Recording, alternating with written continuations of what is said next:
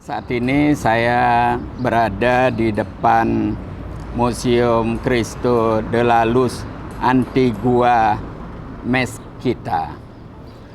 Museum ini dulunya adalah masjid.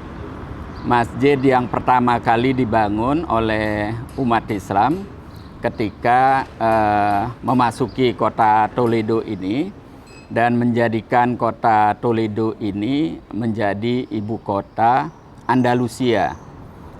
Pada waktu itu setelah tentara Islam berhasil membebaskan wilayah ini dari kekuasaan Visigoth waktu itu. Nah, masjid ini kemudian berubah menjadi gereja ketika tahun 1085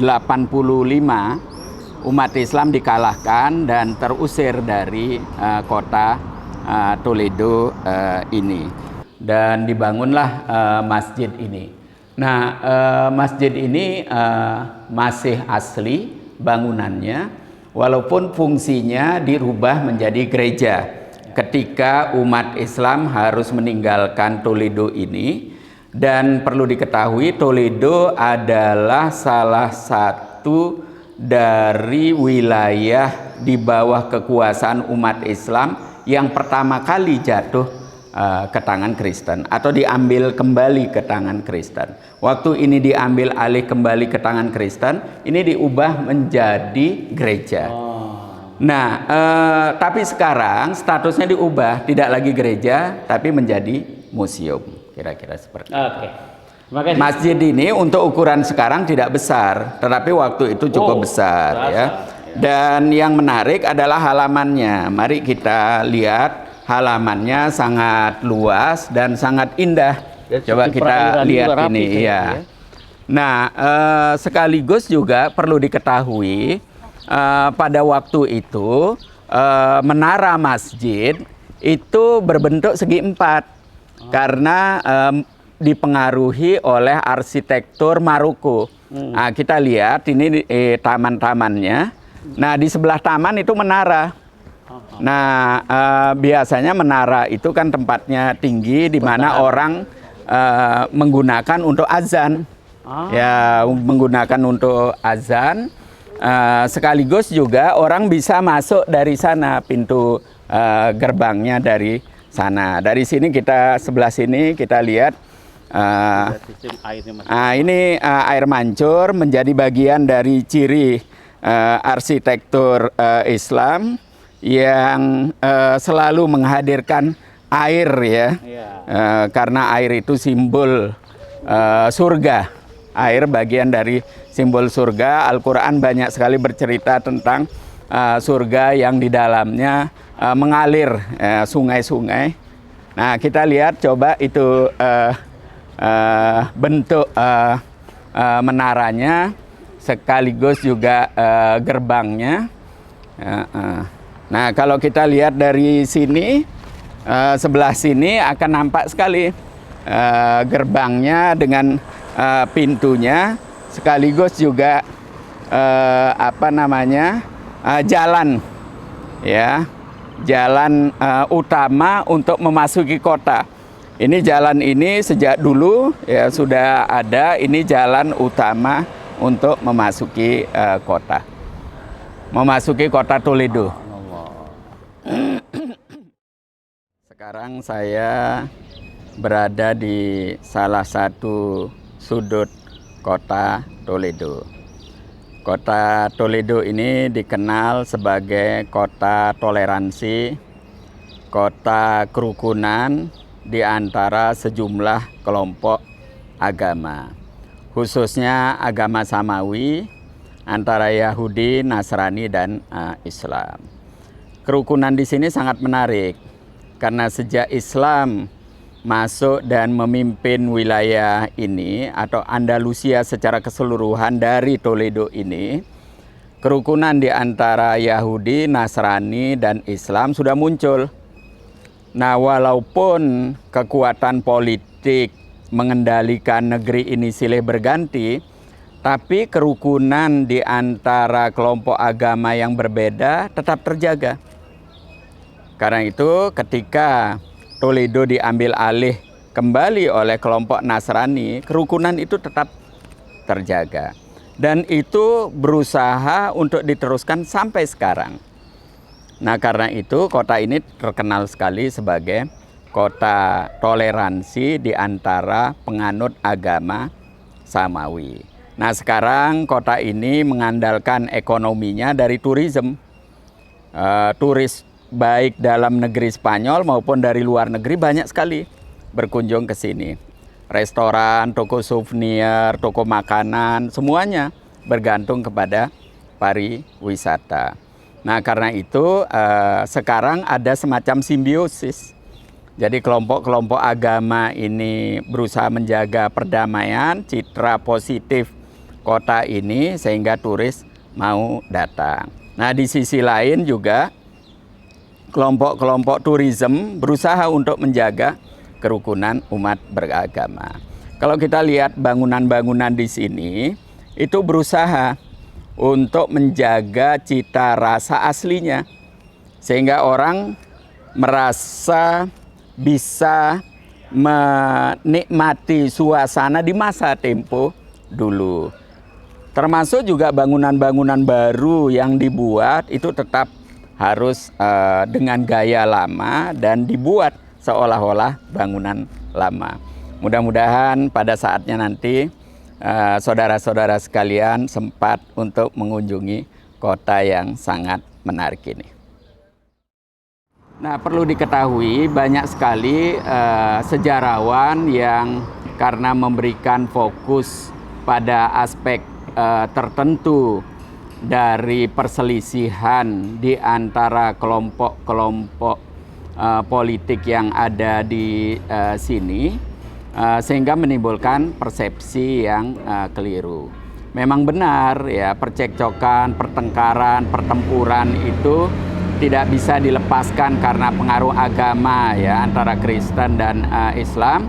Tetapi perlu diketahui bahwa pertempuran yang lebih hebat itu terjadi di antara umat Islam sendiri, di antara umat Kristen sendiri, di samping di antara tentara Islam dan tentara Kristen. Saya ingin menegaskan bahwa pertempuran di antara kelompok-kelompok Kristen sendiri dan kelompok-kelompok Islam sendiri terjadi.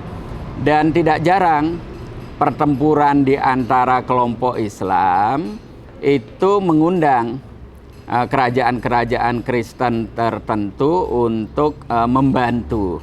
Nah, begitu juga tidak jarang pertempuran di antara kelompok-kelompok Kristen tertentu mengundang tentara Islam untuk membantu untuk mengalahkan satu sama lainnya.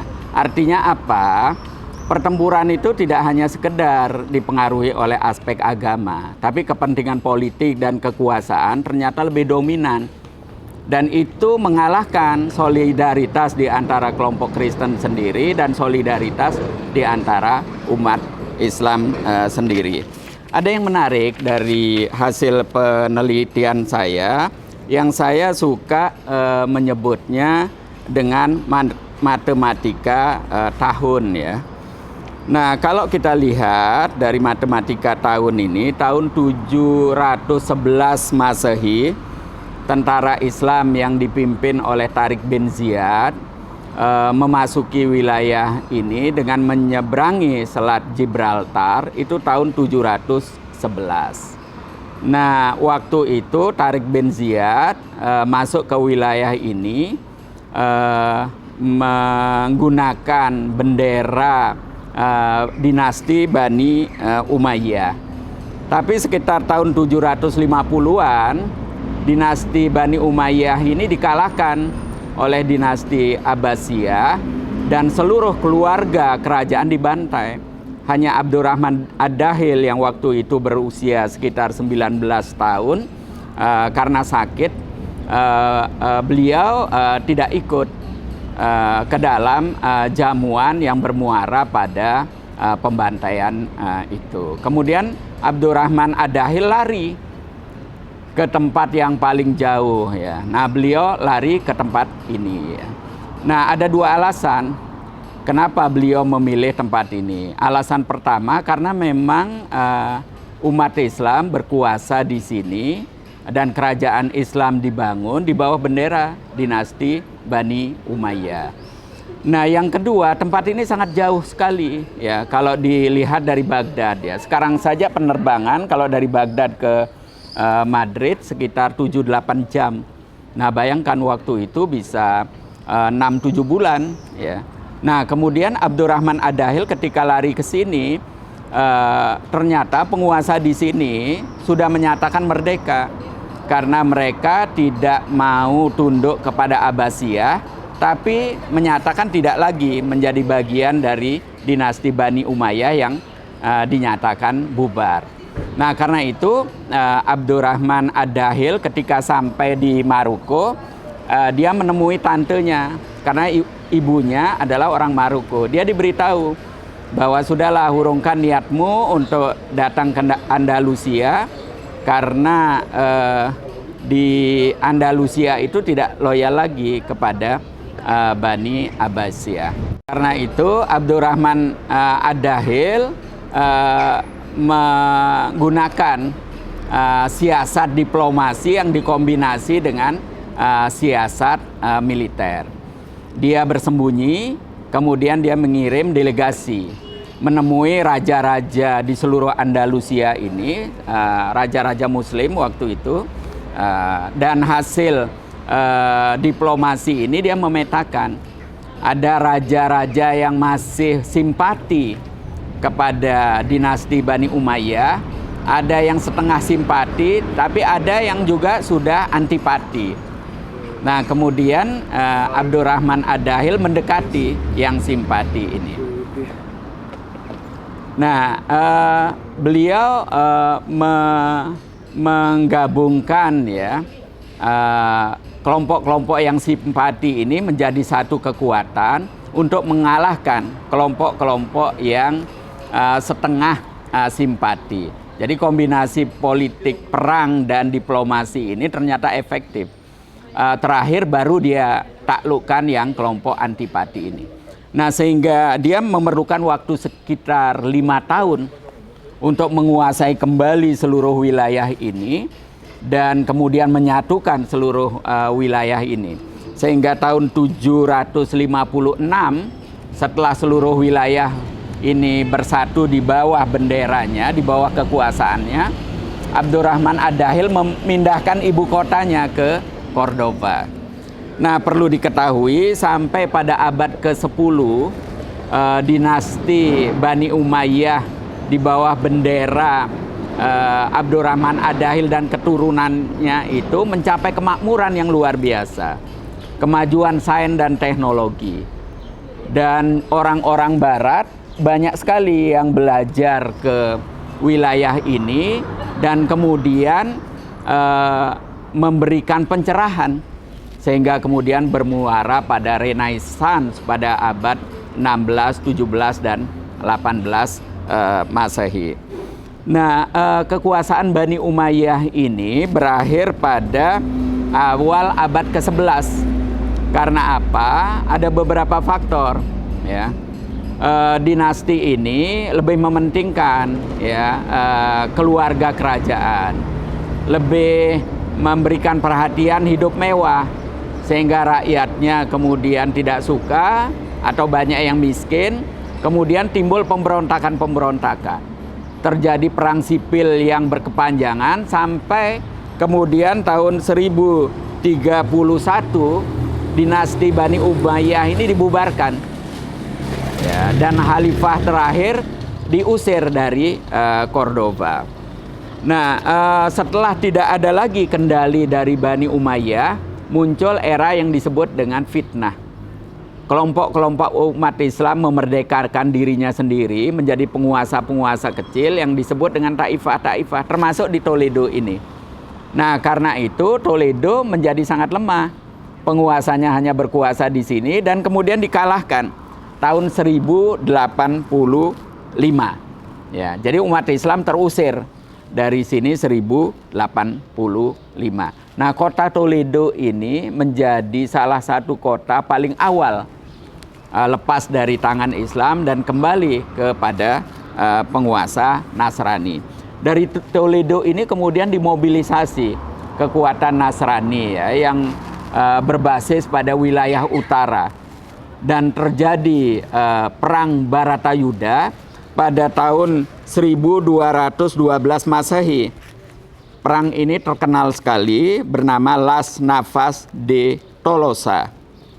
Dan ternyata umat Kristen yang jumlahnya hanya sekitar tentaranya 10 sampai 12 ribu bisa mengalahkan tentara Islam yang waktu itu mampu memobilisasi tentara lebih dari 30 ribu. Nah, kekalahan ini menyebabkan moral umat Islam di seluruh wilayah Andalusia, terutama yang berbasis di bagian selatan, itu menjadi hancur moralnya. Nah, walaupun demikian masih bisa bertahan. Tahun 1236 baru Cordoba jatuh. Sebagaimana diketahui, Cordoba bukan saja sebagai ibu kota Andalusia di bawah Islam di masa kejayaannya, tetapi juga masjid terbesar berada di Cordoba. Di samping itu juga universitas terbesar yang dimiliki umat Islam berada di Cordoba.